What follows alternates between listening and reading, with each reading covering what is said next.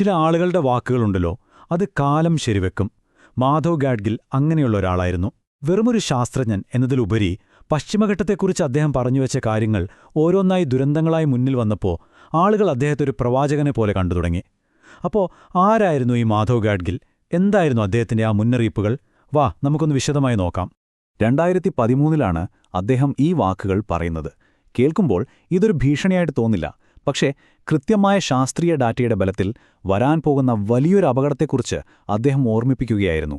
സത്യത്തിൽ ആ വാക്കുകൾ അത് പിന്നീട് കേരളം കാണാനിരുന്ന ദുരന്തങ്ങളുടെ ഒരു തുടക്കം മാത്രമായിരുന്നു. നോക്കൂ, അദ്ദേഹം ഇത് പറഞ്ഞ് കൃത്യം 5 വർഷം കഴിഞ്ഞപ്പോൾ, അതായത് 2018 കേരളം കണ്ട ഏറ്റവും വലിയ പ്രളയം വന്നു. തീർന്നില്ല, തൊട്ടടുത്ത വർഷം 2019 പുത്തുമലയിലും കവളപ്പാറയിലും മലകൾ ഒന്നാകെ ഇടിഞ്ഞു വീണു. അവസാനം ഇപ്പോൾ 2024 ചൂരൽമലയിലെ ആ മഹാദുരന്തം. ഇതെല്ലാം കഴിഞ്ഞപ്പോൾ എല്ലാവരും ആ പഴയ ചോദ്യം വീണ്ടും ചോദിക്കാൻ തുടങ്ങി. ആരായിരുന്നു ഈ മനുഷ്യൻ? എന്തുകൊണ്ട് നമ്മൾ ആരും അദ്ദേഹത്തെ കേട്ടില്ല? അപ്പോൾ നമുക്ക് പ്രൊഫസർ മാധവ് ഗാഡ്ഗിലിനെയും പശ്ചിമഘട്ടത്തിനു വേണ്ടിയുള്ള അദ്ദേഹത്തിന്റെ ആ ദൗത്യത്തെയും പറ്റി കുറച്ചുകൂടി അടുത്തറിയാം. അദ്ദേഹം അങ്ങനൊരു സാധാരണ ശാസ്ത്രജ്ഞനായിരുന്നില്ല. ഹാർവാർഡിൽ നിന്നൊക്കെ ഡോക്ടറേറ്റ് എടുത്ത, ലോകം മുഴുവൻ അറിയുന്നൊരു എക്കോളജിസ്റ്റ്. പക്ഷേ അദ്ദേഹത്തെ ശരിക്കും വ്യത്യസ്തനാക്കിയത് വേറൊരു കാര്യമാണ്. അദ്ദേഹത്തിന്റെ അച്ഛൻ ഒരു വലിയ സാമ്പത്തിക ശാസ്ത്രജ്ഞനായിരുന്നു.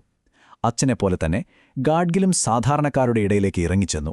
അവരുടെ അറിവുകൾക്ക്, അവരുടെ അനുഭവങ്ങൾക്ക് വില കൊടുത്തു. അങ്ങനെയാണ് അദ്ദേഹം പരിസ്ഥിതിയെ പഠിച്ചത്. അദ്ദേഹത്തിന്റെ ഫിലോസഫി ഭയങ്കര സിമ്പിളായിരുന്നു. പരിസ്ഥിതിയെ രക്ഷിക്കണോ എങ്കിൽ ആദ്യം അവിടെ ജീവിക്കുന്ന മനുഷ്യരെ കേൾക്കണം. അതായത് ആദിവാസികൾ, കർഷകർ, അവിടുത്തെ സാധാരണക്കാർ. തലമുറകളായി അവർക്ക് കിട്ടിയ അറിവില്ലേ, അതിനെ ഒരു സയന്റിഫിക് ഡാറ്റയായിട്ടാണ് ഗാഡ്ഗിൽ കണ്ടത്. ശരിക്കുള്ള പരിഹാരം മുകളിൽ നിന്നല്ല, താഴെത്തട്ടിൽ നിന്നാണ് വരേണ്ടതെന്ന് അദ്ദേഹം ഉറച്ചു വിശ്വസിച്ചു.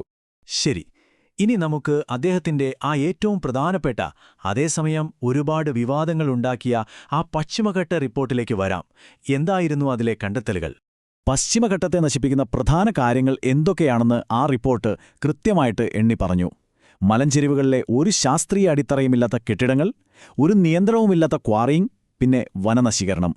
റിപ്പോർട്ട് അടിവരയിട്ട് പറഞ്ഞൊരു കാര്യമുണ്ട്. പ്രശ്നം കനത്ത മഴയല്ല, മറിച്ച് മനുഷ്യന്റെ ഈ കൈകടത്തലുകളാണ് ദുരന്തങ്ങൾക്ക് കാരണം. പക്ഷേ ഈ റിപ്പോർട്ട് വെറുതെ പ്രശ്നങ്ങളെ ചൂണ്ടിക്കാണിക്കാൻ മാത്രമല്ല ചെയ്തത്, അതിനൊരു പരിഹാരം കൂടി മുന്നോട്ട് വെച്ചു. ഒരു പ്ലാൻ. പശ്ചിമഘട്ടത്തെ അതിന്റെ സെൻസിറ്റിവിറ്റി അനുസരിച്ച് പല സോണുകളായി തിരിക്കുക എന്നതായിരുന്നു മെയിൻ ഐഡിയ. അതായത് സോൺ 1, അതായത് ഏറ്റവും അപകടം പിടിച്ച ഉരുൾപൊട്ടാൻ സാധ്യതയുള്ള സ്ഥലങ്ങളിൽ ഖനനമോ വലിയ നിർമ്മാണങ്ങളോ പാടില്ല. പക്ഷെ അത്ര പ്രശ്നമില്ലാത്ത മറ്റു സോണുകളിലെ അവിടെ ചില നിയന്ത്രണങ്ങളോടെ വികസനമാകാം. അപ്പോൾ ഇത് വികസനത്തിനെതിരല്ല, പകരം എങ്ങനെ സുരക്ഷിതമായി വികസനം കൊണ്ടുവരാം എന്നുള്ളൊരു വഴികാട്ടിയായിരുന്നു. അപ്പോൾ ഇത്രയും ശാസ്ത്രീയമായ ഒരു റിപ്പോർട്ടിന് കേരളത്തിൽ നിന്ന് കിട്ടിയ സ്വീകരണം എന്തായിരിക്കുമെന്നാണ് നിങ്ങൾ കരുതുന്നത്? വലിയ കയ്യടിയൊന്നുമായിരുന്നില്ല, പകരം കിട്ടിയത് അതിശക്തമായ എതിർപ്പുകളായിരുന്നു. ഇവിടെ വച്ചാണ് കഥയാകം മാറുന്നത്. റിപ്പോർട്ടിൽ പറഞ്ഞത് നിയന്ത്രിത വികസനം എന്നായിരുന്നു. പക്ഷെ അതിനെ വളച്ചൊടിച്ച് വികസനമേ വേണ്ട എന്നാക്കി മാറ്റി. ജനങ്ങളുടെ ജീവിതം വഴിമുട്ടിക്കാൻ വന്ന ഒരു റിപ്പോർട്ടായിട്ട് അതിനെ ചിത്രീകരിച്ചു. ആലോചിച്ചു നോക്കൂ, ഒരു ശാസ്ത്രജ്ഞനെ വികസന വിരോധി, മനുഷ്യവിരോധി, പോരാത്തതിന് പരിസ്ഥിതി തീവ്രവാദി എന്നൊക്കെ വിളിച്ചു. അപ്പോൾ ആരൊക്കെയായിരുന്നു ഇതിനെതിർത്തത്? ശരിക്കും പറഞ്ഞാൽ ഒരു വലിയ കൂട്ടം തന്നെ ഉണ്ടായിരുന്നു. രാഷ്ട്രീയ പാർട്ടികൾ, അതും എല്ലാ പാർട്ടിക്കാരും, പിന്നെ മലയോരത്തെ ചില കർഷക സംഘടനകൾ, ക്വാറി ഖനന ലോബികൾ, ചില മതസംഘടനകൾ, എന്തിനേറെ ചില ഉദ്യോഗസ്ഥർ വരെ ഇതിന്റെ പിന്നിലുണ്ടായിരുന്നു. റിപ്പോർട്ടിനെപ്പറ്റി ഒരുപാട് തെറ്റായ കാര്യങ്ങൾ പ്രചരിപ്പിച്ചു. അത് സ്വാഭാവികമായും ജനങ്ങളിൽ വലിയ പേടിയുണ്ടാക്കി. അങ്ങനെ ഈ വലിയ പ്രതിഷേധങ്ങൾക്കും സമ്മർദ്ദങ്ങൾക്കും ഒടുവിൽ എന്ത് സംഭവിച്ചു? ആ ശാസ്ത്രീയ മുന്നറിയിപ്പുകളെല്ലാം അവർ അവഗണിച്ചു.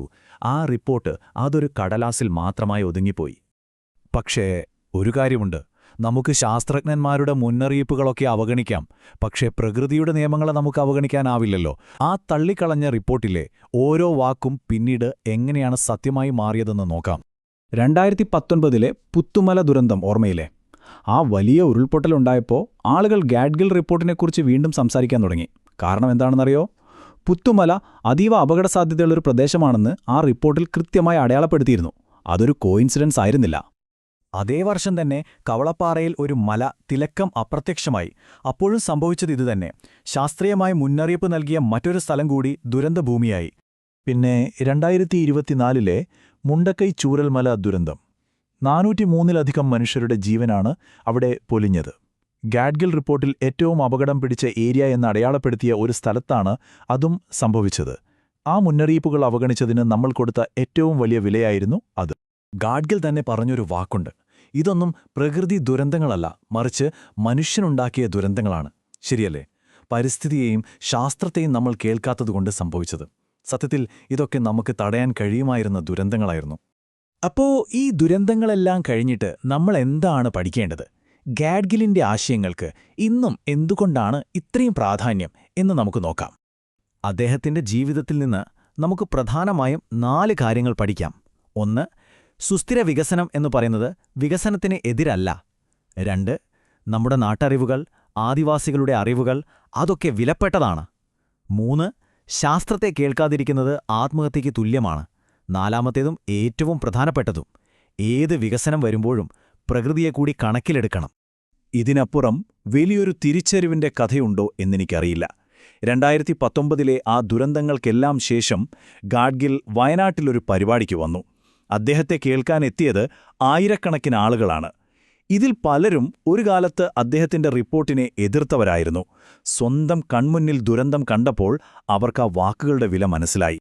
അതുകൊണ്ട് അവസാനത്തെ ഈ ചോദ്യം നമ്മൾ ഓരോരുത്തരോടുമാണ്.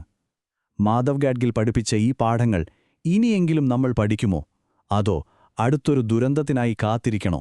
ഇതിനുള്ള ഉത്തരം കണ്ടെത്തേണ്ടത് നമ്മൾ തന്നെയാണ്.